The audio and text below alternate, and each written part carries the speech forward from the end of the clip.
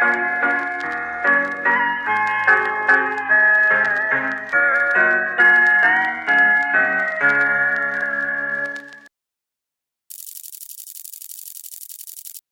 menangkap seorang mahasiswa atas penyebaran berita bohong di media sosial.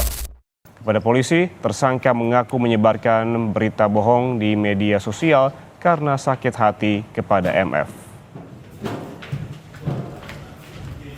Akun media sosial Twitter ramai menelusuri nama-nama mahasiswa penerima beasiswa Kartu Indonesia Pintar Kuliah atau KIPK.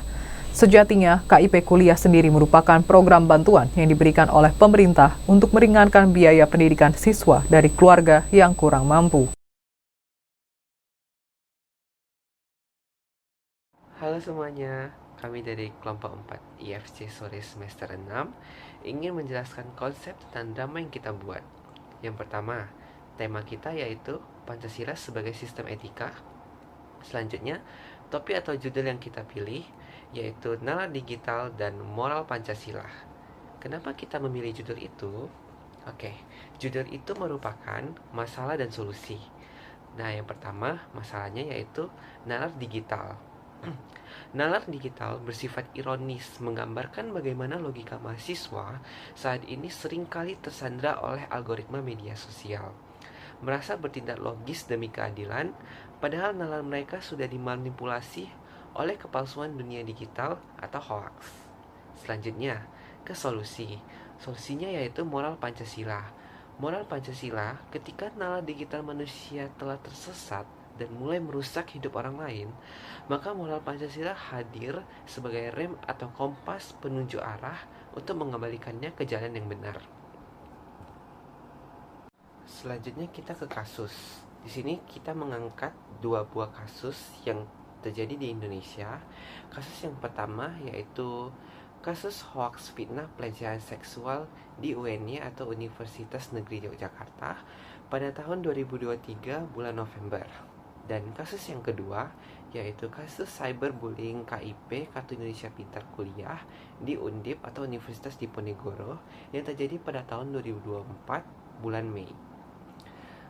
Saya akan menjelaskan kronologi singkatnya, yaitu yang pertama, kasus hoax fitnah pelecehan seksual di UNY November 2023. Nah, di kasus ini pemicunya itu adalah sebuah akun anonim di X atau Twitter mengirimkan unggahan ke Manifest kampus, menuduh seorang anggota BEM UNY berinisial MF melakukan kekerasan seksual kepada mahasiswa baru.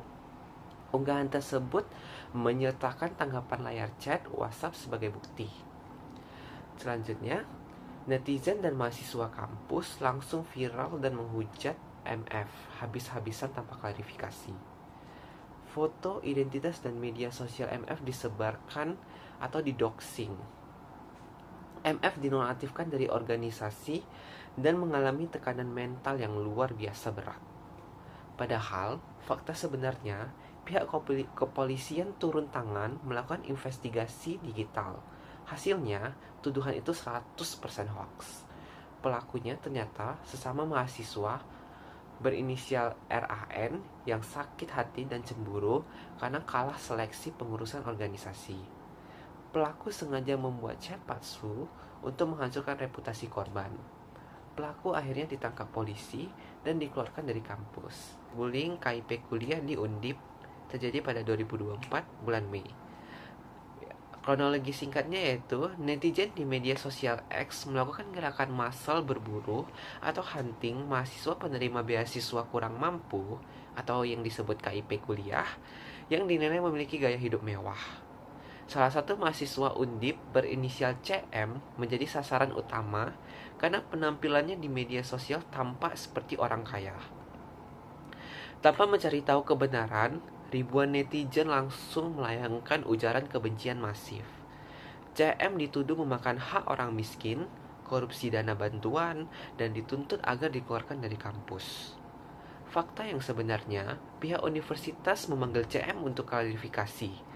Terungkap fakta bahwa CM mendaftarkan beasiswa saat kondisi keluarganya memang sangat tidak mampu. Kehidupan mewah dan barang bagus yang ia miliki sekarang adalah murni hasil kerja kerasnya sendiri sebagai influencer dan pekerja paruh waktu selama kuliah.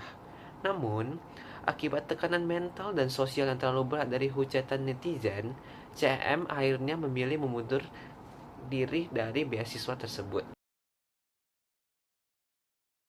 Pada kasus nyata, media sosial dikatakan sebagai alat yang paling berbahaya jika digunakan tanpa etika dan tanggung jawab. Contoh kasus nyata yaitu penghinaan kepada pengurus BEM yang melakukan kekerasan seksual kepada mahasiswa baru dengan menggunakan bukti cek palsu. Orang-orang langsung ramai memberikan komentar negatif kepada pengurus BEM tersebut tanpa mengecek kembali fakta di balik berita tersebut. Akibatnya, korban akan merasa terkucilkan atau bahkan mengalami tekanan mental pada kehidupan bersosialisasinya.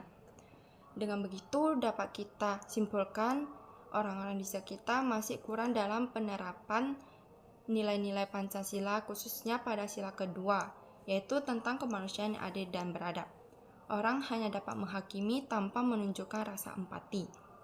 Dengan adanya video pengembangan karakter, diharapkan orang-orang tidak mudah terprovokasi dengan berita yang datang. Alangkah baiknya mengecek kembali apakah berita tersebut sudah valid dan benar adanya. Kasus ini juga menunjukkan bahwa masalah pribadi seseorang bisa berubah menjadi tindakan yang tidak etis ketika seseorang tidak mempunyai etika yang baik. Pelaku fitnah ternyata sesama mahasiswa yang nekat menyebarkan cerita bohong dan mencemarkan nama baik korban karena dirinya merasa sakit hati pendaftarannya di BEM ditolak sedangkan pendaftaran korban diterima. Selain itu, pelaku juga pernah ditegur oleh korban saat menjadi panitia di sebuah acara kampus. Hal ini membuktikan bahwa perkembangan teknologi tidak selalu diikuti dengan perkembangan karakter dan etika. Padahal, sebagai mahasiswa, kita seharusnya menjadi generasi intelektual yang menjunjung kejujuran, tanggung jawab, dan menyelesaikan masalah dengan musyawarah. Dilihat dari etika Pancasila, tindakan menyebarkan fitnah jelas bertentangan dengan nilai kemanusiaan, persatuan, dan keadilan sosial, karena bisa menimbulkan perpecahan dan merugikan orang lain.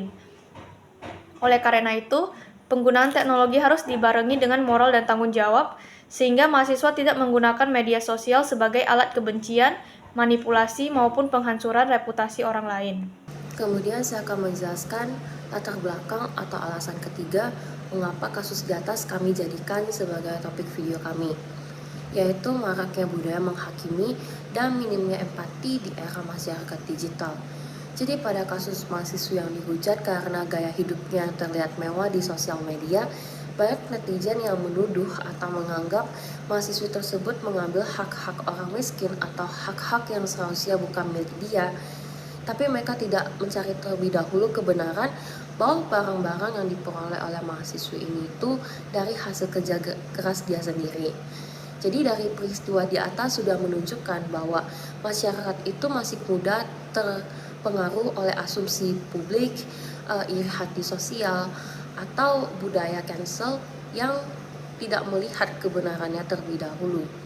Jadi akibatnya orang yang menjadi target ujaran kebencian tersebut bisa saja mengalami tekanan mental, dia kehilangan rasa aman, atau reputasinya itu sudah hancur di mata publik karena ujaran yang tidak seharusnya ditujukan kepada dia. Nah, kemudian kita membuat video dengan mengangkat kasus di atas untuk mengajarkan etika bersosial media itu tidak hanya bersikap sopan santun, tapi juga kita menunjukkan dukungan kita kepada orang lain, kita menghargai perjuangan mereka, kita menumbuhkan empati, dan kita mencari kebenarannya terlebih dahulu sebelum kita menelaah sesuatu yang kita terima utuh di sosial media. Selanjutnya, kita akan pengenalan anggota kelompok dan serta peran mereka masing-masing. Perkenalkan, nama saya Henry. Saya akan berperan sebagai mahasiswa yang berpotensi dan berprestasi yang hidup di lingkungan keluarga yang sederhana. Halo semuanya, perkenalkan nama saya Alfia Mahayana. Saya berperan sebagai mahasiswa ambisius namun memiliki sifat iri hati.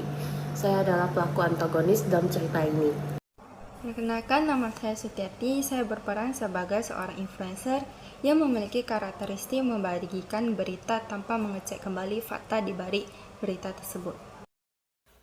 Perkenalkan, nama saya Brian. Saya berperan sebagai ketua BEM dengan karakter yang tegas, bijaksana, dan memegang teguh prinsip keadilan. Nama saya Andrian Seniago sebagai ketua kelompok dan peran saya di sini sebagai mahasiswa yang tenang, bijaksana, memegang teguh prinsip keadilan. Halo guys, kenalin, nama saya Usrido Venkolis. Di sini saya berperan sebagai seorang mahasiswa IT yang memiliki pemikiran logis dan skeptis terhadap berita viral. Perkenalkan, saya Nadia, sahabat dari Tienri yang loyal dan berani menyuarakan kebenaran. Halo, perkenalkan nama saya Josephine. Saya berperan sebagai mahasiswa awam atau netizen yang mewakili massa yang mudah terhasut dan suka menghujat. Terima kasih. Perkenalkan, nama saya Alberto William. Peran saya sebagai dosen pembina kemahasiswaan yang bijak.